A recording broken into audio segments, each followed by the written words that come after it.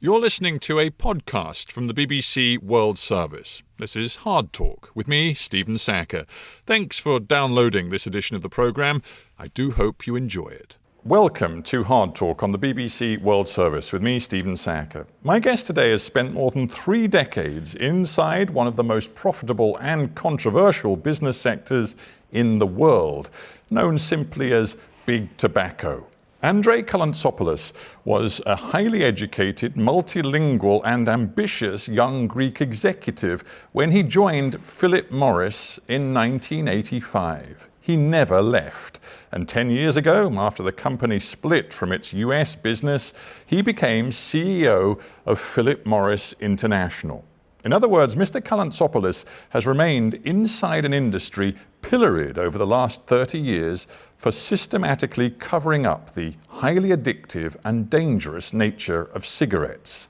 Now, these days, cigarette sales are declining in much of the developed world where tough regulation and advertising bans have taken hold, but not so much in the developing world. The company is now making big efforts to claim it is moving beyond cigarettes to safer forms of tobacco and nicotine consumption. So, is Big Tobacco a shameful example of corporate greed overwhelming public good? Well, Calantzopoulos joins me now here in Philip Morris's laboratories in Switzerland. Welcome to Hard Talk. Thanks for having me. I want to begin with a little bit of history. You have been with the Philip Morris organization for more than 30 years. You lived through that period in the late 80s, 1990s, when it became clear that Philip Morris and the other big tobacco companies had systematically lied, deceived, and manipulated the public about the nature of cigarettes, the dangers of cigarettes. You chose to stay. Why? First of all, because I think change can come from within. The second thing is, just for clarity, Philip Morris has stated clearly since 1999 that cigarettes are addictive and cause disease and premature deaths. And then the question is what we do about this. What we developed is products that can reduce the risk. What is important to understand is, first of all, people know that cigarettes cause disease and are addictive. Well, what people don't know let's be very blunt. You are the boss of the biggest international cigarette manufacturer in the world. Cigarettes kill people. Cigarettes kill hundreds of thousands, millions of people. Yes. And you sit at the top of a company that makes and sells cigarettes. Okay, first of all, people also buy cigarettes and somebody has to supply them. But the key question here is what do we do about reducing the harm of these products? It's important to understand that what causes the problem of cigarettes is not very well known. It's not tobacco per se. It's not nicotine, that although addictive is not direct cause of all the diseases. It's combustion, it's the fact that we burn organic matter, like tobacco, that causes the toxicants that cause the disease. So as we have now the technology over the last years, we can start developing products for the people that would not quit, that do not combust. I understand that you want to portray Philip Morris as a company working towards a smoke-free world. I understand that's why you frankly invited us here, because this is where you're doing the work on your smoke-free products, as you call them. But with all respect, I need to talk to you also about the core of your business. And last year, as I understand your corporate figures, you sold something like 780 billion cigarettes. You, as the CEO, have to live with the fact that that product is killing people today. The objective of the company that I set years ago is that we replace cigarettes as soon as possible with smoke-free alternatives. And this is not portraying the company as such, it's actual facts. We have invested $6 billion in developing and commercializing these products. And if you look If I get a couple of statistics to understand. Statistics are important. Fair. Last year, as I understand it, almost 90% of your revenues came from cigarettes. Actually, a bit less, but the key thing is that 14% of our revenues came from these new products. What is more important is 92% of all our R&D expense is in these new products that are smoke-free. And even more important, 60% of any commercial activity we run worldwide, although we're in a few countries yet with the smoke-free alternatives, is on these new products. So cigarettes will be phased out over time, and we do our best to convince people to switch. Let's look at the facts today. You are increasing sales and market share in a whole host of lower income and middle income countries. You clearly, as a corporation, have a strategy to maximize cigarette sales in these key international growth markets. This is not correct. First of all, we've been present in these markets for very many years. This is no new market. No, I didn't say you hadn't been present. I said that you are working very hard to maximize your sales. For example, let's take one example. In Indonesia, you've spent millions of dollars launching and promoting a new brand, Philip Morris Bold, you call it, and you clearly want that new product to take market share to get more cigarettes sold in Indonesia. Well, first of all, if I talk about the detail of Indonesia, this is not a new product.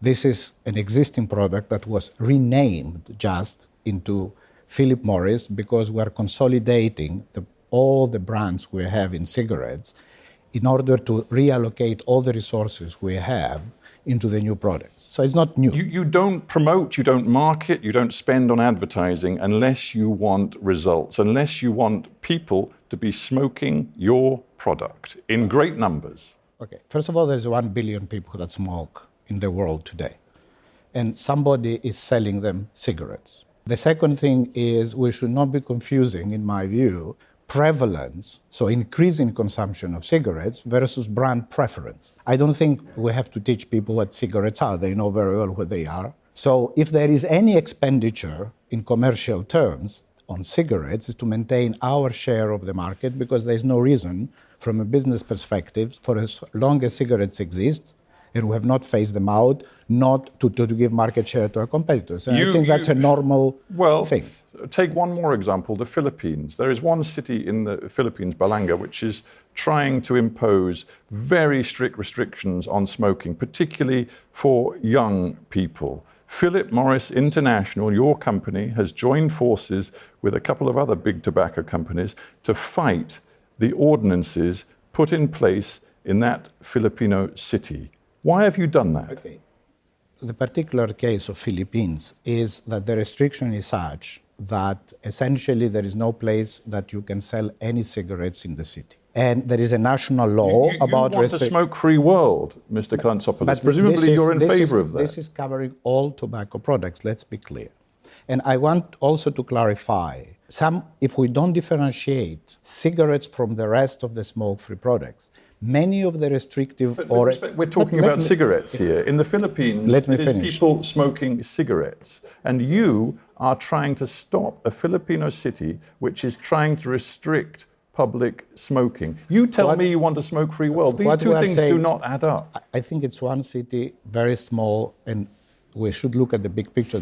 We have not engaged in litigation. If I may say so, you are the CEO of the company. This is about a mindset. I began by asking you about the litigation in the United States, which followed on from your bosses at the time lying repeatedly about the dangers of cigarettes, about the fact they knew cigarettes were addictive and potentially lethal, and they covered it up. My question to you today is, have you learned nothing? Why are you still using lawyers at vast expense to try to stop controls on smoking cigarettes? First of all, again, there is very few cases, and in this particular case, it's just the way the law is written is eliminating all possible tobacco products, future and current, from sales. But it seems to me you're yet to address the moral issues behind the fact your company still sells upwards of 750 billion cigarettes a year. It's a question in the end of corporate morality and leadership. Let me quote to you George Butterworth, director of Cancer UK. The best way, he says, that Philip Morris could help people stop smoking is to stop making cigarettes. That's simple, isn't it? Very, but absolutely not logical. Because if Philip Morris stops selling cigarettes tomorrow, do you think people will stop smoking or that will help public health?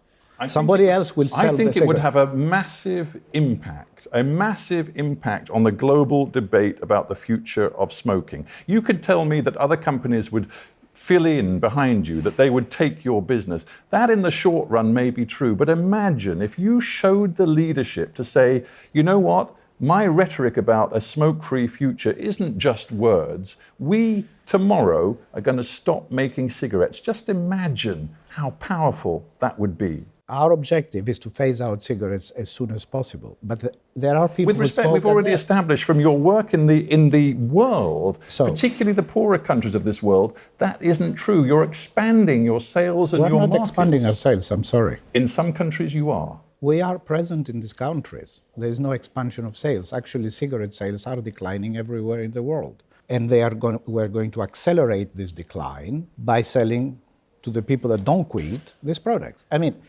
I don't think Philip Morris or any tobacco company of today has invented cigarettes and tobacco smoking. There are people who use these products, whether we exist or not, and they will continue using them. I mean, we had the same discussion on cannabis.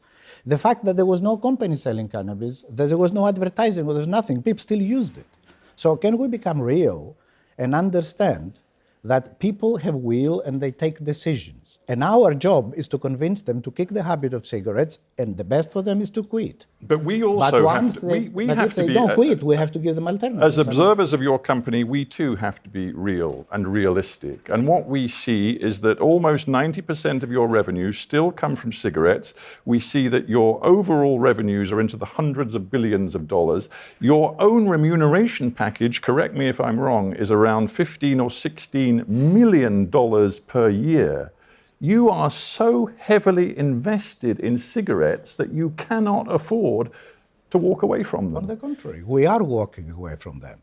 All I'm saying is, I don't think that if we stop selling cigarettes tomorrow, because I get this question logically sometimes, this is going to move an iota the needle on public health. On the contrary, we will have even illicit cigarettes and not an illicit industry selling them. So my objective here is to phase them out. As I said at the beginning, I'm doing everything we can as a company because totally focused on these products. And if governments and regulators play the game, we can get there very fast. The World Health Organization, which you have tried to sort of work with, ironically, they want nothing to do with you. They have said the tobacco industry has a long history of systematic, aggressive, sustained, and well-resourced opposition to tobacco control measures. That continues. Their goal is to weaken tobacco controls. That's the World Health Organization. Yes, the World Health Organization, and in particular the Framework Convention for Tobacco Control, not talk about WHO as generally. I think they are still struggling to move between ideology and the belief that only through restrictions we are going to resolve the problem, whilst they are admitting that despite all the measures and restrictions, in 2025 we'll still have 1 billion people, and start introducing a little bit of scientific approach into their thinking. And my view, again, is, and what I would put the company behind, is we have to continue restricting cigarettes. We need to differentiate the smoke-free products that have the potential to reduce the harm. And once we differentiate these two and we stop selling tobacco is bad no matter what and nicotine is bad, then you can have different regulatory regimes. This lab that we're in right now, this whole building, which is devoted to finding new ways of people consuming nicotine, you call it smoke-free. You imply that, frankly, somehow it's the healthy alternative. It's not healthy at all, is it?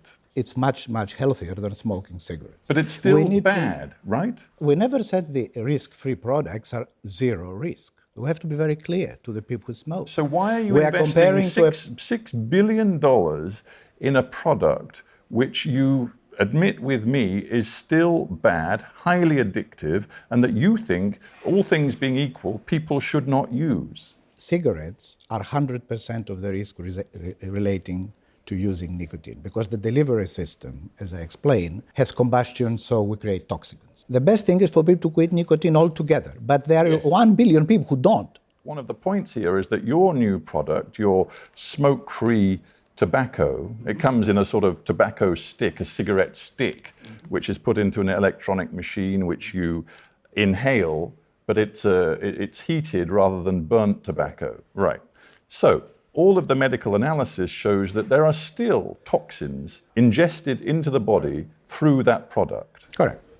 And you're telling me you've invested $6 billion in this product because it's better than cigarettes. Because it is better than But cigarettes. why not invest that money in programs to get people to quit tobacco, even to use nicotine patches, which do not have the toxin problem that your new product has? There are all sorts of alternatives, but you still want to make your profits from selling people nicotine, highly addictive, your words, and tobacco. I think there is a lot of investment and a lot of bombarding almost of smokers to quit. But reality is they don't. So what we do about it, that's the question.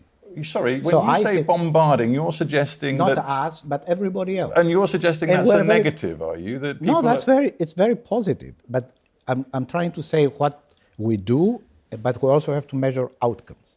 So far, we told smokers you should quit. We ran campaigns, so not only us, the entire world. We increased taxes, governments, everybody. You can't see the cigarettes anywhere. You can't have any advertising. And still people start and still people continue. So my view is we have to continue on this avenue. And if governments want to collaborate with us, I'm more than willing to invest financially, because if we do it on our own, we're accused of some subliminal way of influencing people. And we did it in the past. But on the other side, we should offer people alternatives. This is something that is accepted in any other industry. There is no zero impact product on earth. I mean, solar panels are not zero impact on the environment. We just say they're better than burning coal. So we should help people to adopt them. We talk about electric cars. So why do we come? I understand the emotion of our industry. But why, when it comes to 1 billion people who smoke, alternatives should not exist? Do you understand why so many people accuse you of the most grotesque corporate hypocrisy? Because at the same time as you talk about your commitment to this smoke-free product, you, and I come back to it, are selling hundreds of billions of cigarettes every single year and making vast profits, not because of your smoke-free products, but because of your cigarettes. Is that hypocrisy? First of all, people can accuse us of anything, because accusing and criticizing, I think it's free. Doing something is important. So I think we are doing something. We're investing money in new products. Now, the Action on Smoking and Health campaign has calculated that between 2005 and 2030, that is a 25-year span, 130 million people in the middle and lower income countries will be killed by smoking. Is that on your conscience? First of all, do you feel that in your own conscience? I think what is important is to understand, first of all, these new products, we started 4 years ago. They are already 13% of our revenues, 14% last year. And we are progressing. We are almost 20% in the second quarter this year. We have already 11 million people that would continue to smoke that switch to these products. So I think that's progress. People want a cigarette. And I said that before. They will not find it. I mean, people started smoking tobacco before any industry existed. It's the same thing like saying, alcohol is due to the existing companies. Alcohol was invented by the Babylonians. There's something in people that want this kind of products. The question is how we make them less and less harmful and help people quit cigarette, because that's the 100% risk today. And I think we should not have a conversation on, can we develop a product at zero risk? Yes, ideally, I would love to have a product that replaces cigarettes with zero risk, but then it should not contain anything, including nicotine, which hot air. So nobody's going to switch to this. The thing is how you find the golden compromise that reduces the risk and the probability of disease quite substantially, and at the same time is adopted by people. It's not me and people who criticize them are going to change anything in this world. It's convincing the people who smoke to do something different. Let us end and then. I think that's where we should focus sometimes the debate and the conversation. I understand your corporate strategy. Let us end with a simple question. When will Philip Morris International, your company, the biggest cigarette tobacco company in the world, when will your company no longer make and sell any cigarettes? Look, in my... When? I want a date. I want a time frame. Let me finish. As soon as possible, but I cannot do this on my own. I don't have the power to wake up in the morning and convince the 160 million people that use their cigarettes to move out of cigarettes or switch. Who am I and who is anybody that criticizes in this world to say that we can tell 1 billion people what to do and in a flip of a finger they will do it? It takes a lot of hard work. You must, as a corporation, you must have a vision. For ourselves. And what is your vision? When? When will there no longer? longer? Changing. By 2025, we already want to have 40% of our revenues in these products. And if we get accelerated regulation, we can go much faster. So I wouldn't mind in 10 years moving out of cigarettes, in 5 years moving out of cigarettes. And the way I see it is very simple. We differentiate these products, we create a proper regulation like the US FDA has. Then we incentivize people through fiscal and other measures. And at the right moment, when we have all these new products, these cigarettes at 50, 60% of the market, we can go to supply side measures like cap and trade, nicotine reduction like the FDA said, or elimination in the cigarettes, and then accelerate the switching without creating all the unintended consequences. For that to be achieved, you need collaboration between government, the NGOs, and Philip Morris or whomever of goodwill, and not this adversarial relationship that confuses completely the smokers and doesn't make anybody quit. Final thought. So that's... You've spent 34 years in the big tobacco industry. Are you proud of your industry? I think I'm proud of what we achieved as a company over time and these years because, again, our products are well known to cause disease, as I said, but there are also people who use them, okay? And somebody has to supply. Otherwise, it will be a 3/4 illegal industry like we had with marijuana, and now we're legalizing. So we have to admit sometimes that, as I said, people who smoke have free will. They don't take their decisions because somebody else tells them to do it. And we have to respect this free will when we're trying to convince them out of the cigarettes. I'm very proud that we invested a lot of money over the last few years to develop this product. And I know the BAST is not, it doesn't give us, a lot of credibility at this stage.